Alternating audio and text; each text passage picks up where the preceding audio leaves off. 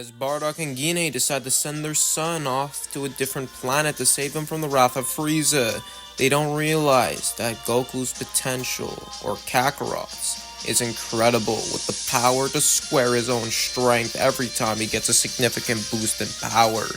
As he would arrive on Earth, as an old man would see him and decide to take care of the boy like a long-lost son,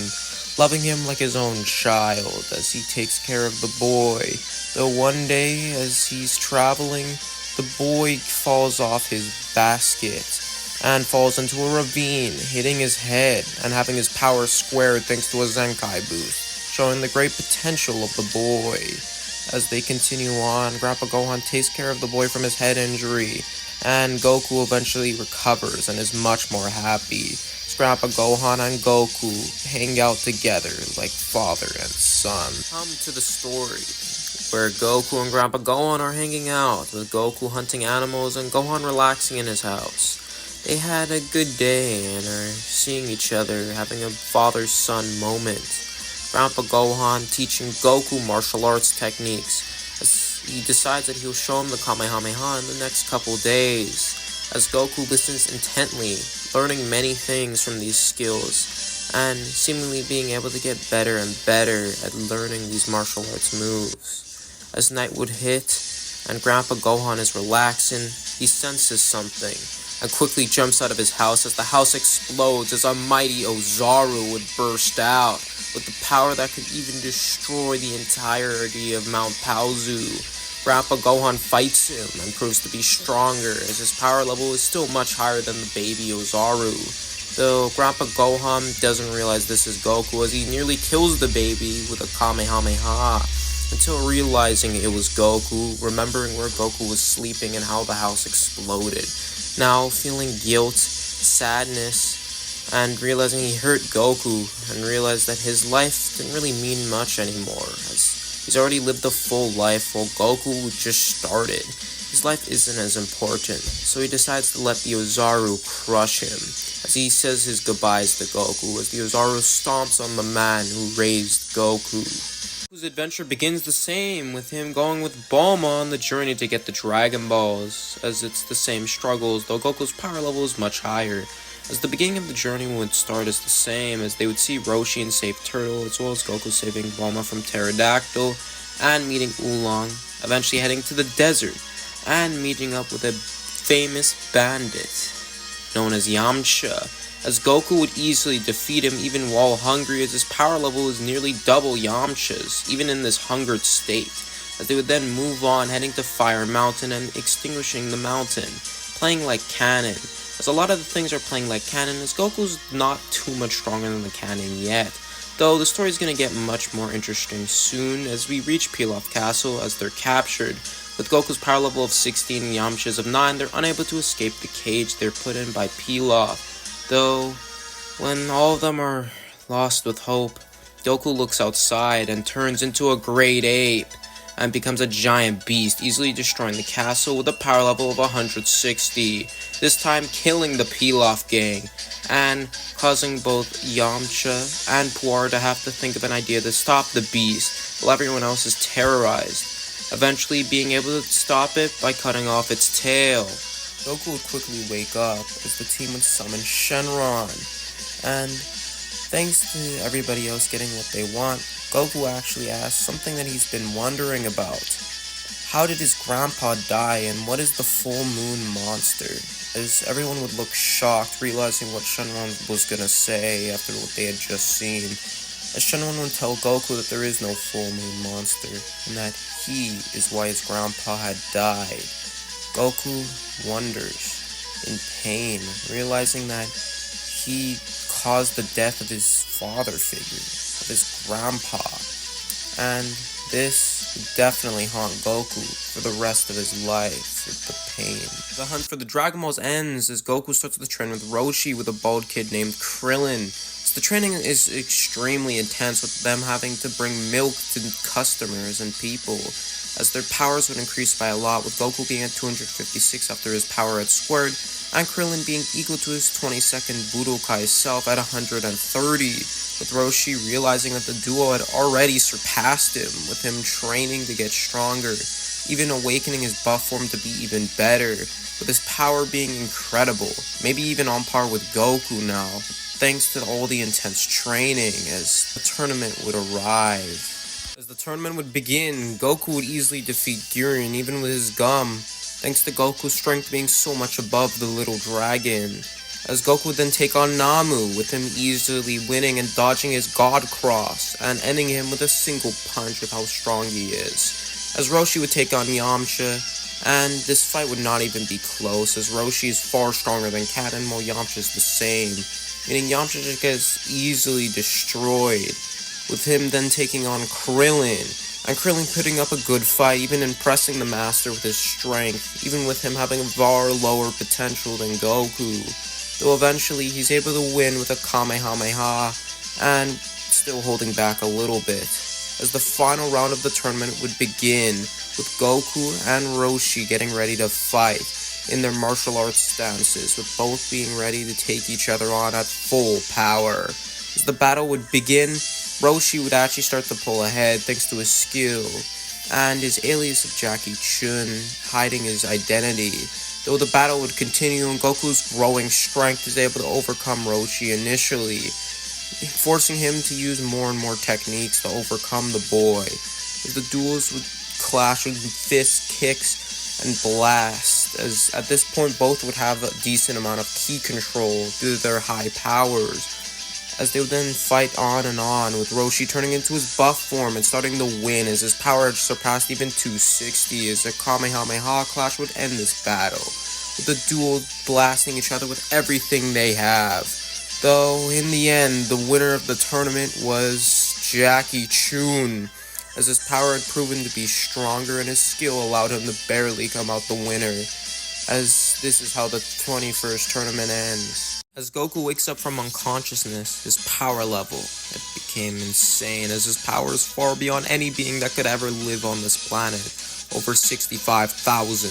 As Goku would take on the Red Ribbon a couple months later and easily dominate them, as his power is way too much for any army. And with how strong he is, even the legendary General Blue cannot take him on, even with his psychic powers, as they have no effect on the Goku with this level of power, as he easily dominates and kills the general, as he then takes on Tao Pai Pai. With Tao Pai Pai, even with his best assassination techniques, do nothing, as Goku would easily one-shot the assassin with power that could even destroy a planet, as Goku had easily defeated the Red Ribbon Army, before then taking on General Black and easily killing him with one attack, as the general, even in his battle suit, just stood zero chance as he's easily killed.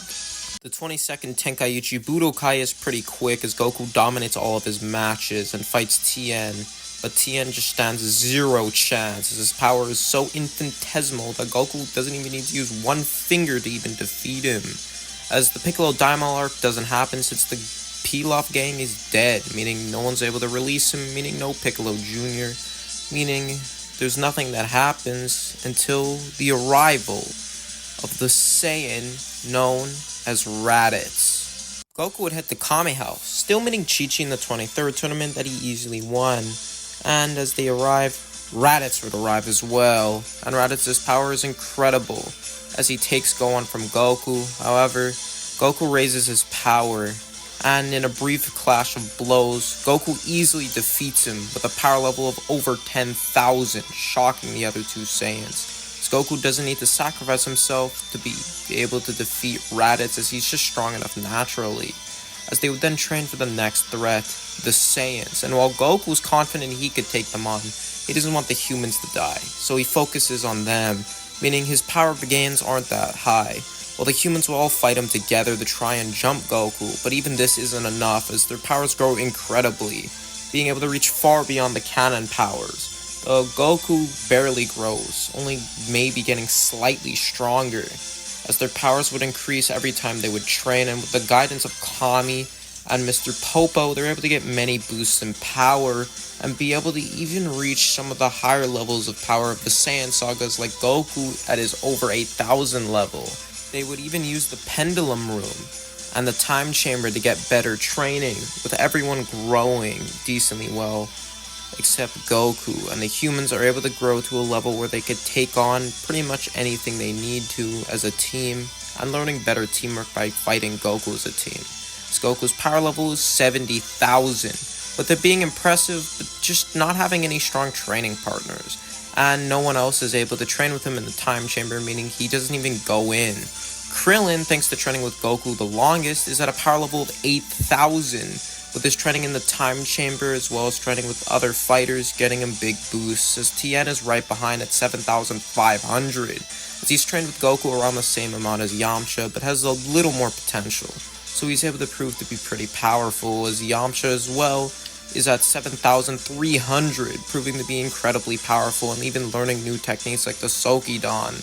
and evolving it even further, as Chaozu's power level is only 3,000 because he couldn't even hang with Goku at all, though training with Tien allowed him to get a pretty big boost, and even Roshi is over 1,000 at this point. As the Z Fighters would arrive, and the Saiyans had already destroyed a city, making them all mad, as even Roshi is here to battle them, as they then get ready to fight, with the Saiyans sending out the Cybermen, as Roshi and Chaozu would take them on, using their powers to easily dominate with their high levels, with the techniques of the crane and turtle being able to dominate, ending with a clash of power between the 5 Cybermen firing out a blast, and Chaozu and Roshi using Kamehameha and a Dodon Ray to end them.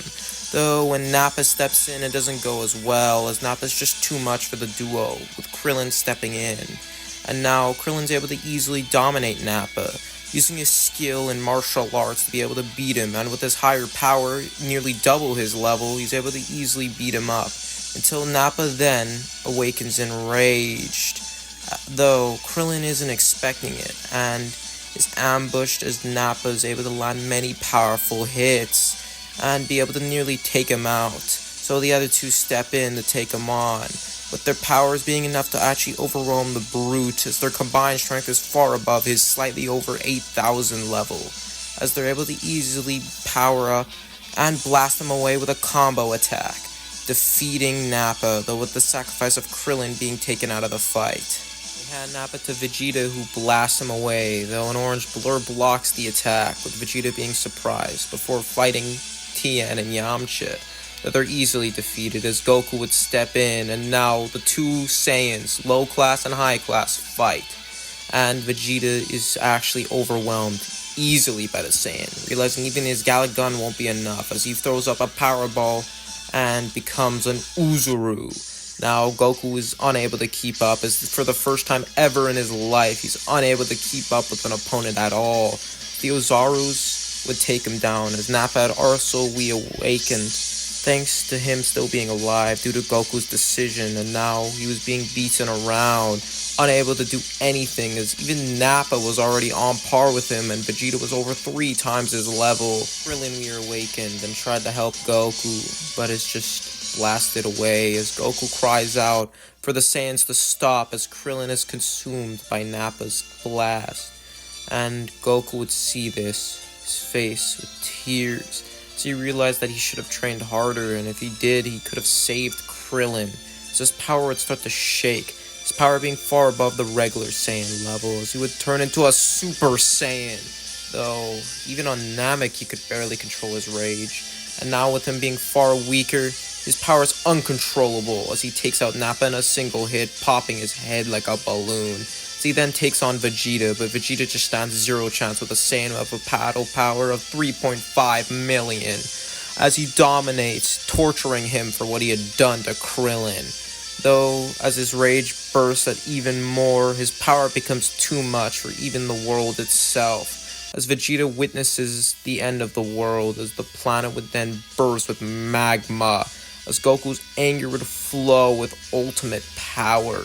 as Vegeta is killed by Goku before the planet itself starts to burst, and Goku's roar fills all of space, as his power is incredible, but so powerful that it causes the entire planet to explode, ending this arc with sadness. Thanks for watching, hope you enjoyed the video. Remember to subscribe, like, and press the notification button to see more of this content, as it's going to get better and better. Thanks for watching.